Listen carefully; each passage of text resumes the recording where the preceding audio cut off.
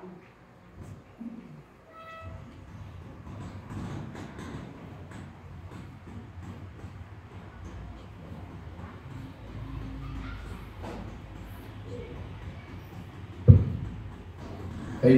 Assalamualaikum warahmatullahi wabarakatuh.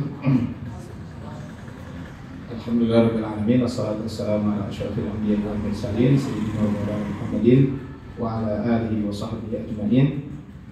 Qala Allahu ta'ala fil Qur'anil Karim, a'udzu billahi minasyaitonir rajim. Fa in arda'na lakum fa'atuhunna ujurahunna.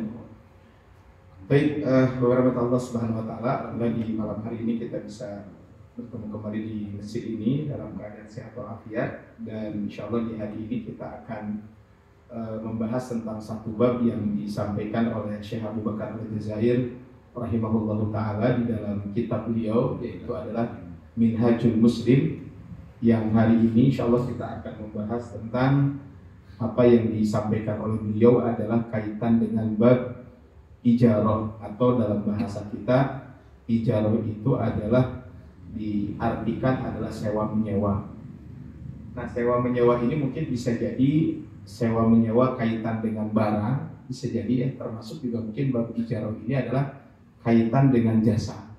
Jadi kita mempekerjakan orang, itu kan adalah akad yang disampaikan itu adalah sesungguhnya akad apa? Akad yang disampaikan itu adalah akad sewa menyewa. Dia tadi sekali lagi adalah sewa menyewa, bisa jadi memang sewa menyewa kaitan dengan barang, ataupun bisa jadi adalah sewa menyewa itu adalah berkaitan dengan jasa.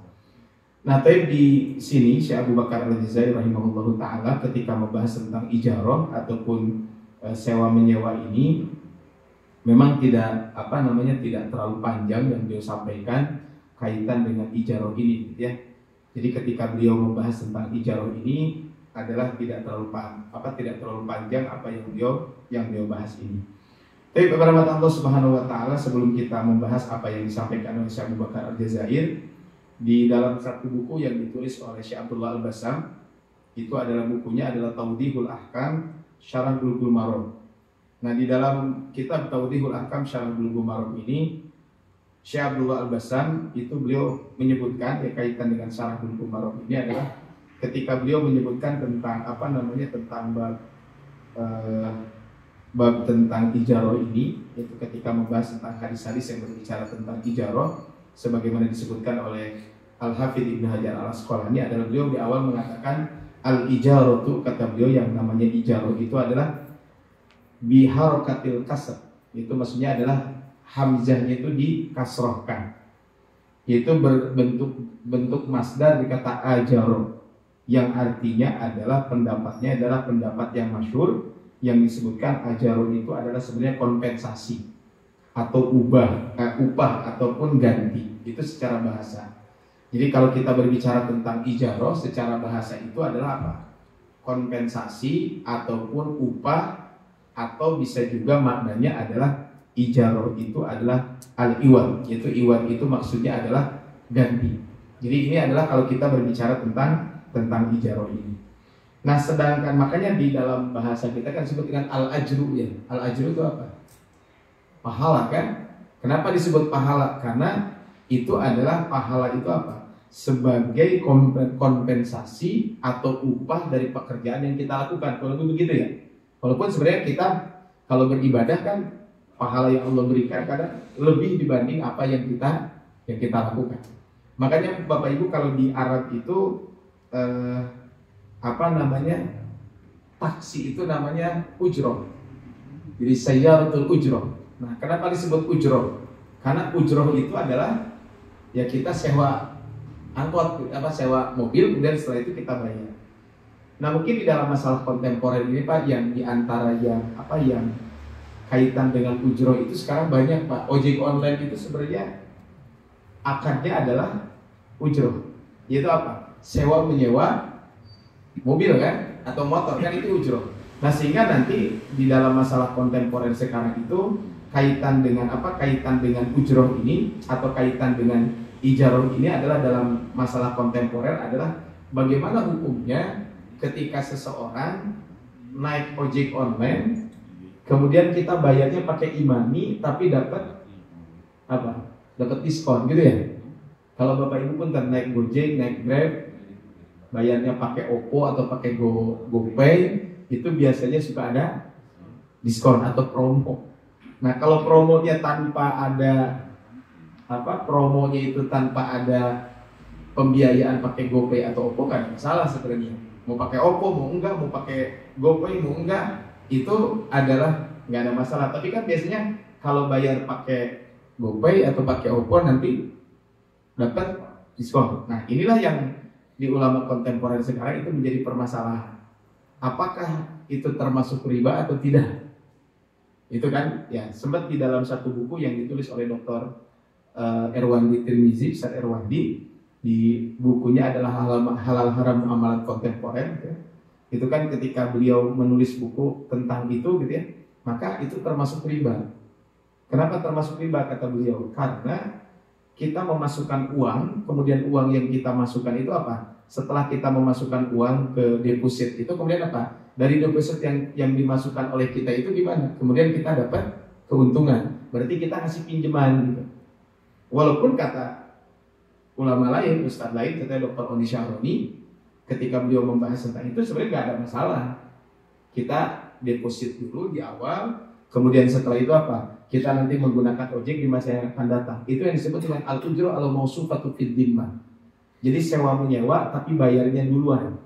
Sehingga dengan bayar duluan kita dapat lebih murah. Contohnya Bapak Ibu, di sini Bapak ada yang anaknya diantar jemput pakai jemputan langganan, Pak? Ada kan beberapa sekolah yang dijemput pakai jemputan langganan. Ada yang pakai motor, ada yang pakai mobil, ada. Kan bayarnya bulanan kan? Ya abonemen misalnya. Nah kalau biasanya kalau bayar di awal itu lebih, maksudnya kalau bayar harian itu bisa lebih mahal. Tapi kalau bayar sekaligus bulanan kan lebih murah. Nah ibaratnya itu yang disebut dengan al-ujra al-mausufatu fid dhimmah. Jadi kita bayar jasanya duluan, tapi pemakainya nanti di masa yang akan datang. Ini kata Ustaz Oni Syahroni itu nggak masalah. Ini adalah kalau kita berbicara tentang ujro ini. Nanti kata Syekh Abu Bakar Al-Jazair ketika beliau mengatakan ujro, sewa menyewa itu apa? Kata beliau sewa menyewa itu adalah akad untuk memperoleh manfaat dalam masa tertentu dengan harga tertentu. Jadi kalau kita lihat di sini apa? Maka kalau kita berbicara tentang ujro itu apa? Akad untuk memperoleh manfaat dalam masa tertentu dengan harga tertentu. Makanya nanti akan disampaikan Pak, salah satu syarat daripada ujro itu jelas waktunya berapa waktu. Makanya tadi saya ulangi, akad untuk memperoleh manfaat dalam masa tertentu dengan harga tertentu, gitu ya. Jadi akad untuk mendapatkan manfaat dengan masa tertentu dan harga tertentu. Itu yang disebut dengan ujro itu, ya. Itu yang disebut dengan dengan ujro itu. Sebentar. Ya, ini ya sebentar. Ini tentang ujro ya. Oke, nah ini saya ketemu. Ini adalah yang disebut dengan ujro. Saya ulangi bahwa ujro itu apa? Atau ijaro. Ijaro itu adalah sewa atau akad untuk memperoleh manfaat dalam masa tertentu dengan waktu tertentu. Maka kalau kita lihat, ya jadi ijaro itu kan tadi sampaikan itu balasan atau upah. Sehingga kalau kita lihat dari pengertian ini kata Syekh Abdul Al-Bassam, akad atas satu manfaat yang mubah dan diketahui diambil sedikit sedikit ataupun apa? Kalau lihat dari sini maka ijaro itu ada dua. Ya, kan gini.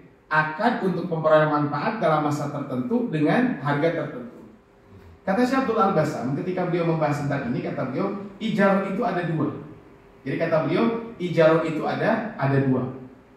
Apa ijaro itu? Yang pertama kata beliau ijaro itu adalah apa? Ijaro akan ijaro dalam tempo masa yang ditentukan dari suatu barang tertentu, yang sudah diketahui dari suatu barang yang hanya dijelaskan kriterianya, belum diketahui masih berada dalam tanggungan pemiliknya. Kategori ini disebut dengan sewa barang, bahasa kita begitu. Jadi kalau ini kan berarti apa? Sewa menyewanya apa? Kaitan dengan sewa menyewa barang. Nah, ini yang pertama. Yang kedua, kata Syekh Abdullah Al-Bassam, adalah kalau bahasa sederhananya gini. Kata beliau, yang namanya ijarah itu adalah tadi. Ijarah itu adalah satu, sewa menyewa barang, biar gampangnya begitu. Yang kedua adalah ijarah ini bisa jadi, kata beliau, kalau kita berbicara tentang ijarah itu apa? Yang kedua adalah ijarah itu adalah sewa menyewa pekerjaan atau jasa. Makanya ijarah yang kedua itu adalah kerja yang sudah diketahui dengan kompensasi tertentu. Makanya tadi Bapak Ibu Allah Subhanahu Wa Taala, kalau kita berbicara tentang tentang ijarah ini, tadi kembali ada ijarah itu kaitan dengan harta yang memang kita ada kaitan dengan harta, tapi juga ada ijarah itu kaitan dengan apa? Kaitan dengan dengan pekerjaan. Nah, ini juga sebenarnya ijarah. Nah, kalau bahasa kita Pak, buruh berarti. Ya kan Bapak Ibu, ada yang yang rumahnya mau direnovasi. Nah, ketika rumahnya mau direnovasi, kemudian gimana? Ketika rumah tersebut mau direnovasi, maka apa? Maka rumah yang mau direnovasi itu, rumah yang mau direnovasi oleh Bapak Ibu tersebut, maka apa? Maka rumah tersebut apa? Bagaimana yang kita lakukan dengan rumah tersebut? Kita nyuruh tukar. Nah, itulah yang disebut dengan ijarah. Nah, tapi beberapa tahun sementara kalau kita berbicara tentang tentang ijarah ini, maka tadi disampaikan, kata beliau adalah seperti itu. Jadi ada sewa menyewa kaitan dengan barang, tapi juga ada sewa menyewa kaitan dengan pekerjaan. Nah, kaitan dengan ijarah ini, kata Syekh Abu Bakar Al-Jazari perlu mengatakan, ijarah ini adalah hukumnya diperbolehkan. Jadi kalau kita berbicara tentang ijarah, maka apa? Maka ijarah ini adalah akad yang diperbolehkan. Dan ketika kita berbicara tentang ijarah ini adalah termasuk aqdul mu'awadhah. Apa aqdul mu'awadhah itu, Pak? Aqdul mu'awadhah itu adalah akad kaitan dengan jual beli. Sehingga kalau namanya akad jual beli berarti apa? Ya boleh kita mengambil keuntungan. Namanya juga jual beli, ya. Nah, makanya dari mana dalilnya? Dalilnya adalah di dalam Al-Quran, di dalam surat Al-Kahfi ayat 77. Lau syi'ta lattakhadta alaihi ajra.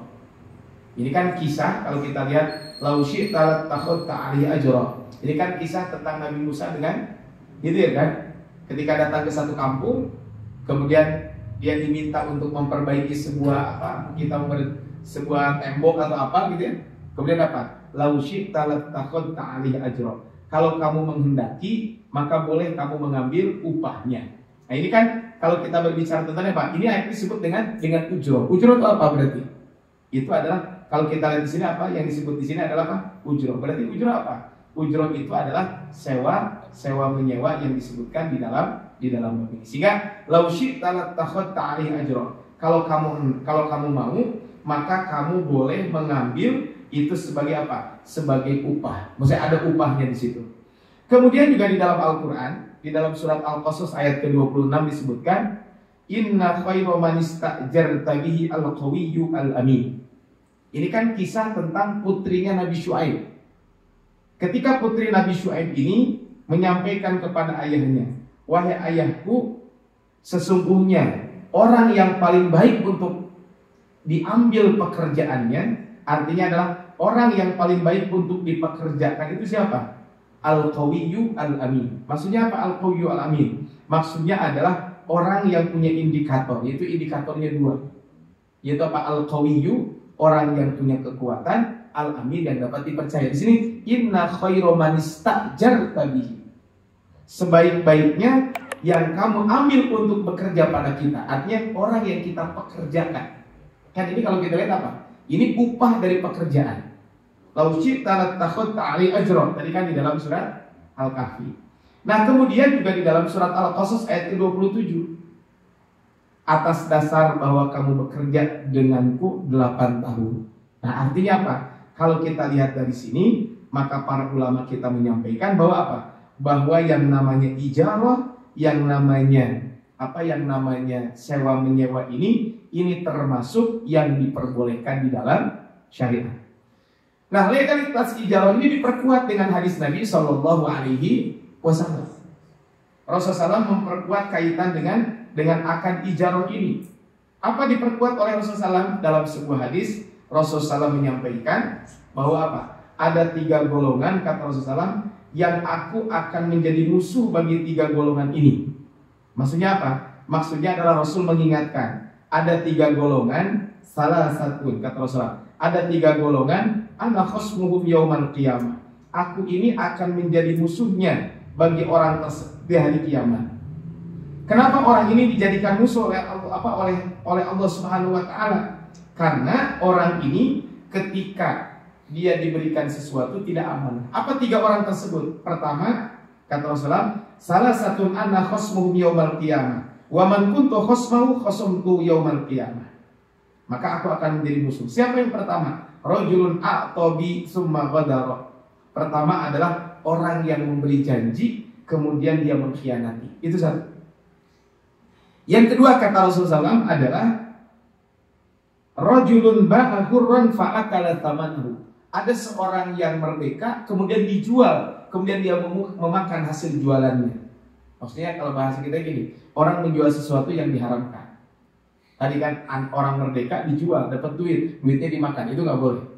Nah yang ketiga Bapak Ibu, ini yang jadi pembahasan kita. Rajulun istajara ajiran di sini. Ada seorang laki-laki yang menyewa seseorang. Fastaufa minhu. Orang yang bekerja tersebut, orang yang disewa itu, ya, orang yang disewa tersebut telah menunaikan kewajibannya. Walam yufi ajrahu, tapi orang itu tidak menunaikan upahnya. Jadi ada orang yang mempekerjakan seseorang, kemudian setelah dia mempekerjakan orang tersebut, kemudian kemudian orang tersebut tidak mau tidak mau membayarnya. Ini hati-hati Pak. Makanya dalam sebuah hadis disebutkan utul ajira ajrahu qabla an yajiffa uruqahu. Maka berikanlah balasan, maksudnya berikan balasan tuh kalau kita mempekerjakan seseorang, maka maka bayarlah upahnya sebelum keringatnya kering. Macam Ustaz dari nama damalnya kayak AC jadi terkesangan. Terus kumaha tuh Pak? Ya maksudnya yang bayar sesuai dengan kesepakatan. Ya, contohnya Pak, saya bekerja di salah satu kantor. Itu di perjanjian itu disampaikan, Anda punya kewajiban ini. Ini kan kewajiban saya. Anda wajib kantor hari ini jam sekian jam sekian. Oke, saya kantor. Kemudian di perjanjian itu disampaikan, Anda wajib kami sebagai orang yang mengambil manfaat dari Anda, maka Anda akan mendapatkan haknya sekian. Nanti akan kami bayarkan dari tanggal sekian sampai tanggal sekian. Nah itu kan jelas ada akadnya Pak. Nah sehingga ini jangan sampai nanti contohnya ada orang harusnya dapat tanggal 1, tanggal 10 can gajian rugi. Itu kan zolim. Nah ini adalah kaitan dengan hadis Nabi Shallallahu Alaihi Wasallam. Nah sehingga ini yang disampaikan. Nah dalam hadis lain disebutkan ketika Rasul dan Abu Bakar hijrah, mereka menyewa seorang laki-laki dari Bani Hudayl. Ya, jadi wastajarun Nabiyyu wa Abu Bakar rajulan min Bani Ad-Dail. Rasul dan Abu Bakar ketika itu menyewa seseorang dari Bani Dail. Summa min Bani Abdi Adi. Kemudian beliau juga menyewa orang dari Bani Abdi Adi, hadiyan khirritan al-khirritu al-fahimu bil hidayah. Maksudnya beliau adalah menyewa orang dengan membayar upah. Tugasnya apa? Tugasnya adalah penunjuk jalan yang mahir dari Bani Dail, kemudian dari Bani Abdul Adi. Jadi maksudnya Rasulullah itu mempekerjakan orang untuk menunjukkan jalan. Itu siapa? Yang sering disebut dengan Abdullah bin Uraiqid. Beliau ini kan disewa oleh Rasul untuk apa? Menunjukkan jalan. Nah ini Bapak Ibu, ini adalah kaitan dengan sewa menyewa. Memang sering disebutkan, kalau kita lihat kaitan dengan sewa menyewa ini, yang sering disebutkan dalam akad sewa menyewa itu biasanya apa? Banyaknya adalah berkaitan dengan apa? Kebanyakan berkaitan dengan pekerjaan. Itu yang dilakukan. Bahkan Rasulullah SAW juga pernah bekerja. Kata Rasulullah, saya pernah mengembala kambing dan saya mendapatkan qararit. Qararit itu apa? Mata uang, yang ketika itu mata uang itu kami dapatkan dari pekerjaan ini. Baik. Kepada Allah Subhanahu wa taala, apakah akad ijarah ini termaksud aqdun lazim atau bukan? Maksudnya apakah ijarah ini termaksud akad yang mengikat atau bukan? Maka kata Syekh Abdurrahman As-Sa'di mengatakan akad dapat dibagi menjadi 3. Pertama adalah aqdun laziman, ada akad yang mengikat. Jadi maksudnya apa? Ada akad yang mengikat. Itu apa? Akad yang langsung mengikat untuk tidak ada lagi opsi pembatalan. Jadi masih gini, kalau dalam akad itu bukan kaitan dengan ijarah, tapi apa? Akad itu ada akad yang mengikat. Begitu terjadi akad, maka mengikat, tidak boleh diambil lagi. Contohnya wakaf, nikah, jadi nggak boleh terjadi nikah lagi. Nah, itu kan tidak dibolehkan dan sejenisnya. Kemudian ada akad yang mengikat, namun ada opsi pembatalan. Ini diantaranya jual beli. Makanya dalam jual beli itu ada yang disebut dengan khiyar. Khiyar itu apa? Kalau Bapak Ibu melakukan transaksi jual beli, contohnya apa? Ada kesempatan, ada yang disebut dengan khiyar majlis. Khiyar majlis itu apa? Selama di majlis itu Anda punya kebebasan, mau lanjutkan jual beli atau tidak. Nah kan ini, contohnya adalah jual beli, termasuk sewa menyewa. Jadi sewa menyewa itu adalah masuknya adalah bisa kepada akad yang sebenarnya lazimah, mengikat. Tapi mengikat itu kalau sudah akad. Kalau belum akad maka tidak ada kaitan dengan mengikat ini. Nah kemudian yang kedua ada yang disebut dengan aqdun jaizun, akad yang tidak mengikat bagi kedua belah pihak. Contohnya apa? Akad wakalah. Akad wakalah ini perwakilan itu nggak mengikat sebenarnya. Ataupun akad ju'alah. Ju'alah itu apa ya? Ju'alah itu gini Pak, kalau semacam reward ya. Contohnya gini, siapa yang menemukan dompet saya, maka saya akan dapat sekian. Saya siap mencarikan, tapi haram terjadi, ya udah selesai. Nah itu berarti, tapi kalau akad sewa menyewa adalah lazimah. Saya nyewa rumah Bapak selama setahun, maka selama setahun itu nggak boleh diambil gitu ya. Kenapa? Karena memang itu akdun lazimah, akad yang mengikat. Nah kemudian ada juga apa? Ada akad yang bersifat mengikat, ada akad yang mengikat bagi satu pihak dan tidak mengikat dari pihak lain.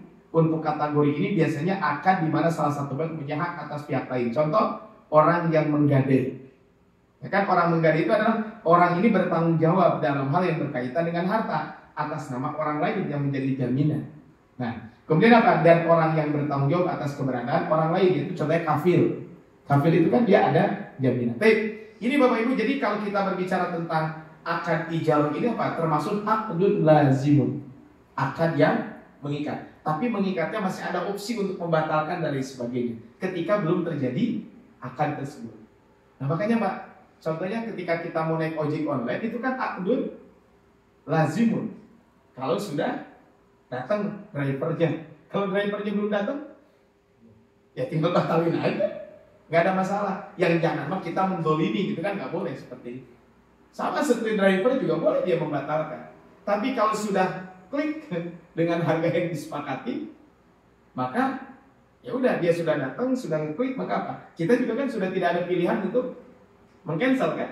Kalau si drivernya sudah pencet tombol ketika sampai, oke, saya sudah sampai kan begitu. Nah, itu adalah aqdun lazimun. Baik. Sekarang kita lihat di sini, Pak. Kata Syekh Abu Bakar ada syarat-syaratnya. Apa syarat kaitan dengan akad ini? Nah, kalau kita sebelum berbicara tentang syarat, Pak, sebenarnya gini. Sebelum kita berbicara tentang syarat ini, maka kalau kita berbicara tentang ijarah ini, maka sesungguhnya ijarah itu karena ini akad jual beli ada rukunnya. Rukunnya itu ada 3. Pertama adalah al-aqidaini, 2 orang yang melakukan akad. Itu apa? Orang yang menyewa dan orang yang menyewakan, kan begitu. Ini adalah al-aqidain, orang yang bertransaksi. Yang kedua adalah maqud alaih. Maqud alaih itu maksudnya apa? Adanya upah. Yang ketiga adalah adanya ijab dan qabul. Nah, untuk al-aqidain, untuk orang yang melakukan transaksi, syaratnya sama dengan jual beli. Artinya apa? Berarti kan begini Pak, tidak boleh anak kecil melakukan jual beli yang sifatnya besar. Nah begitu juga dalam ijarah, nggak boleh gitu ya, sewa menyewa ini. Ya. Nah ini adalah sama, tidak boleh orang gila, gitu ya, orang yang tidak memiliki barang itu menyewakan, itu tidak dibolehkan. Ini sama. Kemudian yang kedua adalah sirah, ijab qabul.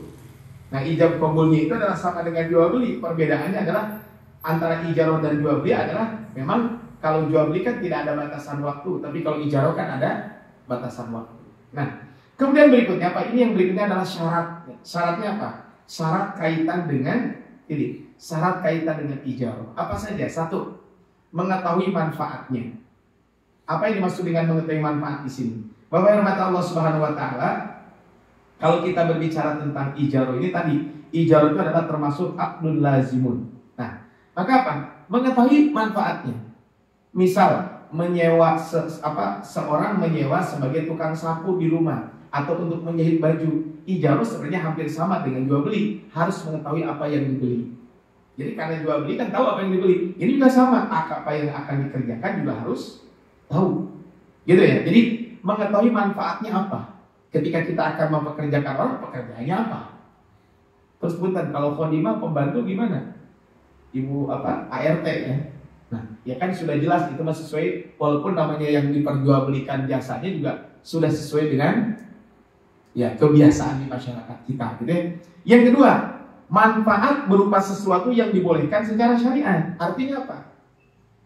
Tidak boleh menyewa sesuatu yang sewa menyewa itu tidak dimanfaatkan untuk apa? Tidak dibolehkan secara syariat.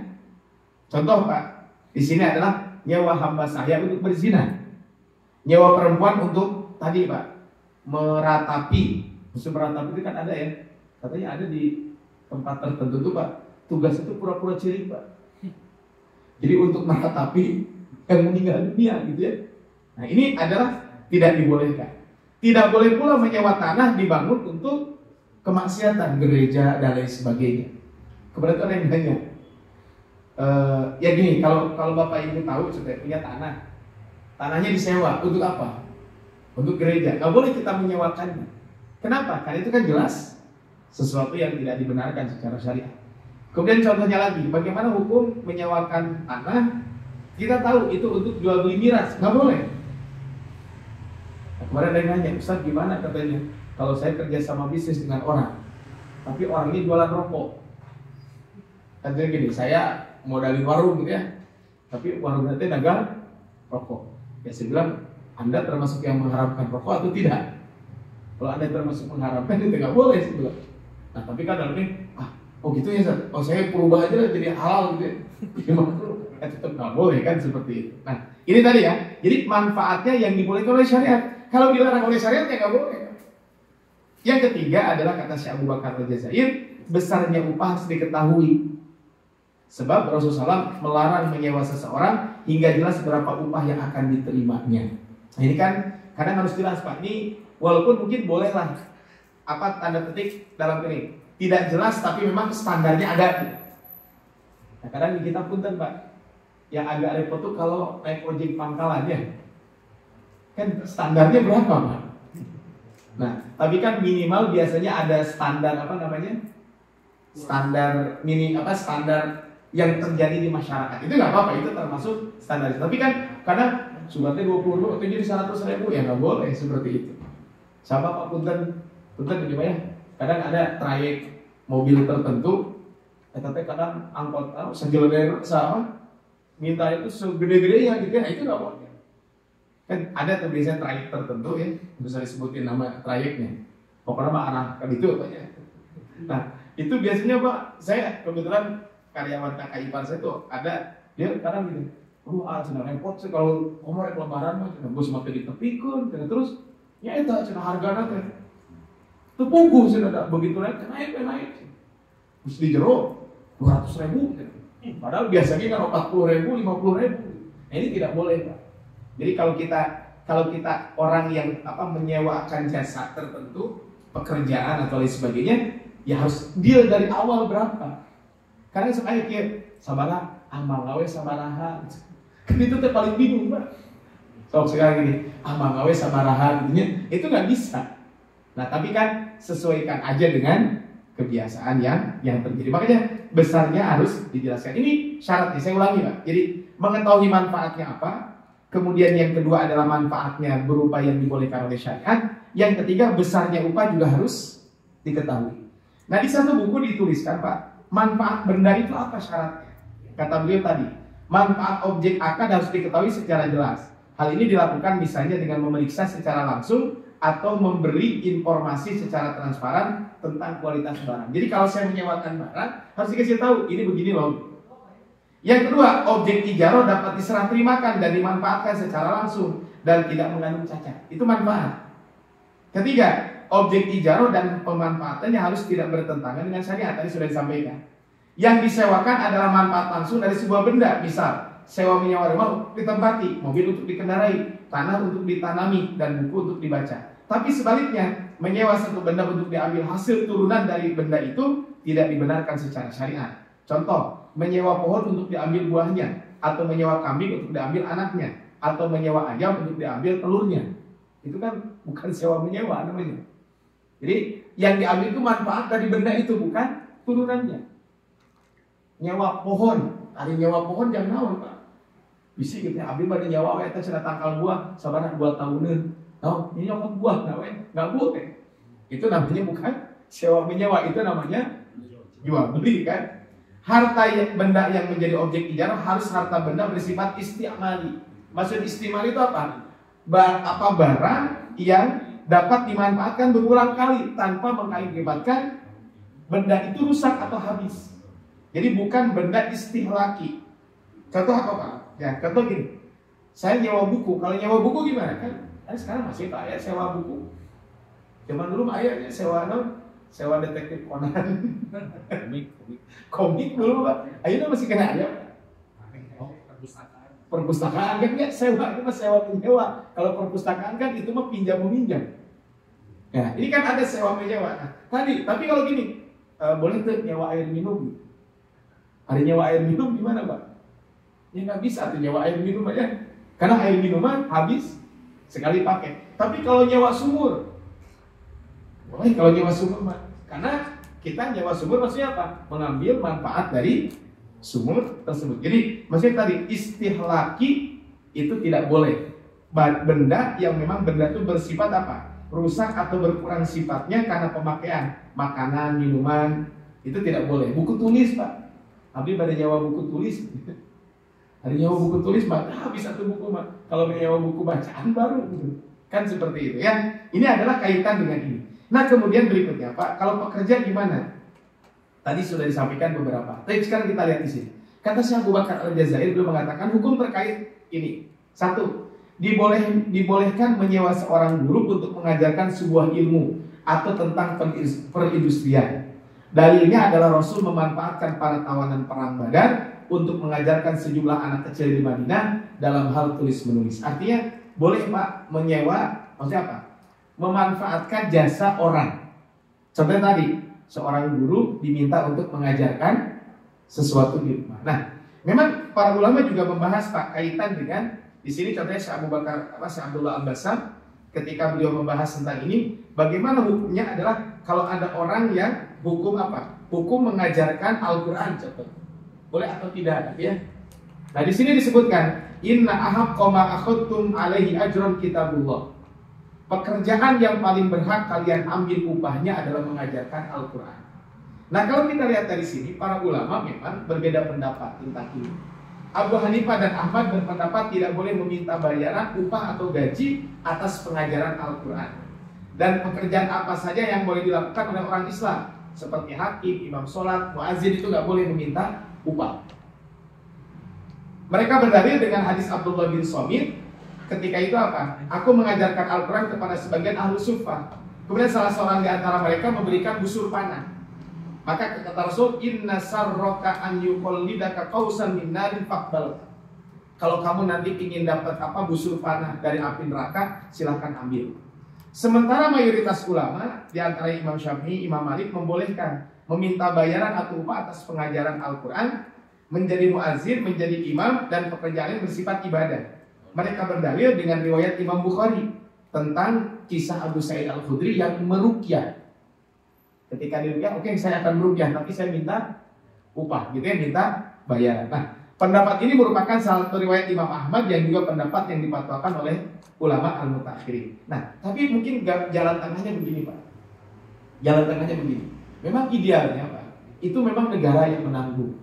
Atau mungkin orang-orang yang Allah memberikan kelebihan harta yang menanggung kebutuhannya. Sehingga bagi orang-orang tertentu, ya nggak usah bingung-bingung seperti itu untuk mengambil upah. Tapi kan ada orang tertentu yang memang waktunya dihabiskan untuk mengajarkan nilai kebaikan itu, mengajarkan Quran dan lain sebagainya.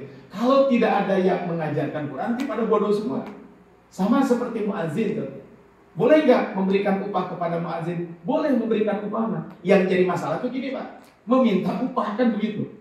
Tapi kan kalau melamar kerja di tempat tertentu kan ada lowongan jadi muadzin di Jepang. Kan itu ada wawancaranya Pak. Ya nggak apa-apa itu Pak. Memang dia sudah menyiapkan gitu ya. Tapi tujuan utama kita bukan untuk itu. Jadi intinya Pak, dibolehkan kata Syekh Abu Bakar Al-Jazair menyewa seorang guru untuk mengajarkan sebuah ilmu atau tentang perindustrian. Maksudnya mengajarkan ilmu.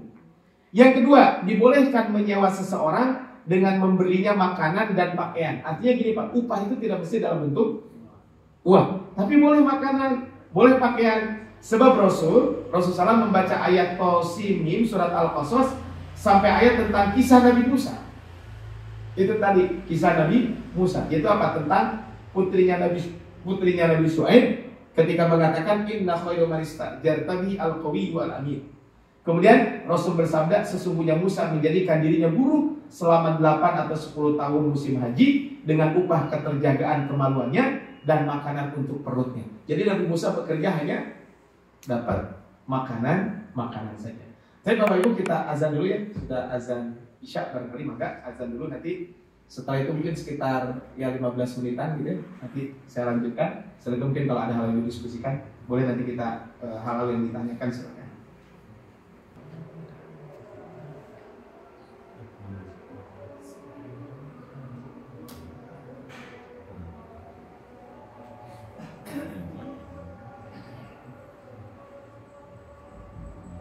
Baik, kita lanjutkan. Bapak Ibu Allah Subhanahu wa taala. Kita lanjutkan. Nah, lanjut yang poin ketiga. Di sini disebutkan bahwa sahnya mengontrak rumah tertentu setelah diperkirakan secara yakin bahwa rumah itu akan ditempati. Artinya kita boleh juga menyewa rumah dan lain sebagainya gitu ya. Tadi kaitan dengan ini gitu ya. Kaitan dengan yang disampaikan. Jadi kita boleh menyewa rumah, ya sekali lagi adalah sahnya mengontrak rumah tertentu ya setelah diperkirakan yakin bahwa rumah itu akan ditempati. Apa maksudnya Pak? Maksudnya adalah sah mengontrak rumah tertentu. Ini merujuk kepada validitas perjanjian sewa menyewa yang objeknya adalah sebuah rumah spesifik. Kemudian setelah diperkirakan secara yakin bahwa rumah itu akan ditempati. Ini adalah syarat kuncinya. Agar kontrak sewa sah harus ada keyakinan dan kepastian yang kuat, bukan hanya dugaan lemah bahwa rumah tersebut benar-benar dapat dimanfaatkan. Artinya apa? Memang rumah yang disewakan itu adalah apa? Betul-betul bisa dimanfaatkan. Sehingga apa? Syarat ini memastikan bahwa objek sewa harus memenuhi fungsi atau tujuan sewa. Kontrak sah bisa bila rumah itu siap huni, tidak ada hambatan hukum dan strukturnya memungkinkan penyewa untuk memanfaatkan. Itu sah. Tidak sah jika apa? Jika pada saat akan disepakati ada keraguan kuat atau kepastian bahwa rumah tidak dapat ditempati, maka kontrak tersebut dianggap tidak sah. Contoh, rumah yang disewa masih dalam tahap pembangunan, tapi belum selesai atau dalam kondisi rusak parah sehingga tidak layak huni atau sedang sengketa hukum kaitan dengan ini. Makanya tadi sah mengontrak rumah setelah diperkirakan secara yakin bahwa rumah itu akan ditempati. Itu maksudnya Pak ya, kaitan dengan jadi kan bisa jadi kadang di kita suka ada ya yang kontrak itu rumahnya kan jadi Pak, tapi kan 2 bulan ini kontraknya, nah, pas 2 bulan ternyata belum jadi. Maka ini ada tidak dibenarkan kaitan dengan ini. Tapi yang keempat Pak, yang keempat kata Syekh Abu Bakar Al-Jazair beliau mengatakan begini, jika seseorang menyewa sesuatu, jadi jika ada seseorang menyewa sesuatu, jadi ini adalah kaitan dengan menyewa sesuatu, tapi apa? Kemudian menolak untuk memanfaatkannya. Jika penyewa menyewa sesuatu, kemudian menolak untuk memanfaatkannya dalam waktu tertentu, maka biaya sewa batal selama waktu penolakan itu. Maksudnya apa Pak? Maksudnya apa? Jadi kalau kita lihat di sini, jika penyewa menolak memanfaatkan barang sewaan dalam beberapa waktu, maka biaya sewa batal selama waktu penolakan itu. Ini berarti penyewa tidak perlu membayar sewa untuk masa waktu itu ketika menolak menggunakannya. Tetapi di sini apa? Kata beliau apa? Namun jika penolakan pemanfaatan berasal dari diri orang yang menyewanya, maka dia harus membayar sewa secara utuh. Ini kan bisa jadi Pak, kan ayat gini, Bapak mau nyewa rumah ini ya, ya Januari, ya. Tapi nanti aja Pak dipakainya Februari. Nah berarti bayarnya kira apa? Ya Februari itu Pak nggak bisa. Dia kan menolak gitu ya. Jika seorang menyewa kemudian apa? Menolak untuk pemanfaatannya. Nyewa tapi nggak boleh dipakai. Kan ini maka apa? Maka pengecualian apa? Jika penolakan manfaat itu berasal dari orang menyewa. Misal gitu ya, karena orang menyewa melarang atau menghalangi, maka penyewa harus membayar sewa secara penuh. Kenapa? Logikanya kerusakan atau kerugian ada pada pihak penyewa karena menolak memanfaatkan sesuatu yang sudah bersedia dan siap digunakan bukan karena kesalahan dari pihak yang menyewakan. Contoh gini, saya nyewa rumah Pak dari Januari tanggal 1 sampai Desember tanggal 31. Tapi kata saya nggak mau menempati dari bulan Januari. Menempati kapan? Maret. Ya terserah kamu udah nyewa. Kan yang sering terjadi sekarang nyewa kos-kosan. Kos-kosan kuliah kan gitu ya. Kadang kuliahnya mulai Agustus tapi disewanya dari kapan biasanya? Dari Juli itu kan udah nyewa. Kalau enggak ya udah kan itu kesepakatannya. Karena mas saya menyewakan dari bulan Juli. Anda mau makainya bulan Desember ya tenan. Dan Anda sudah nyewa. Sama Pak seperti gini. Seperti kasus mungkin travel yang nyewa ini Pak, yang apa?